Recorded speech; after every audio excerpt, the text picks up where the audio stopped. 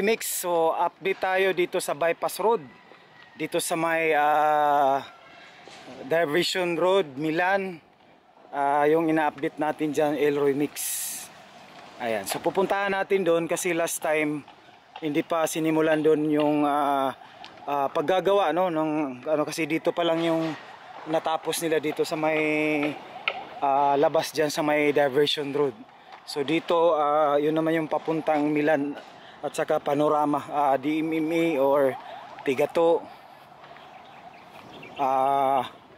Tigato at saka Magtuod. Elroy Mix.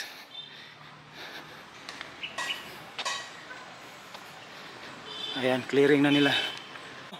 Galing doon, tsaka palabas na tayo. So itong nakakatulong talaga itong bypass road na ito pag natapos ito, kasi dyan sa may Milan intersection, grabe napaka-traffic dyan kasi may underpass dyan, may mall, Gaisano at saka NCCC. So dito kung galing ka ng Tigato, Magtuod, DMMA, Panorama, so pwede ka na dumaan dito. Exit ka dito sa Diversion Road, papunta naman yung Diversion Road ng papunta ng Ulas, no? Papuntang Buhangin. So dyan napaka-traffic dyan sa crossing intersection dyan sa Milan. Okay, so ito napakalaking tulong nito, no, pag natapos na ito, pag na-open na ito in public. Ayan, so ito yung bypass road. Maraming salamat, Elroy Mix. God bless you all. Hanggang sa sunod muli. Hanggang sa sunod muli. Bye.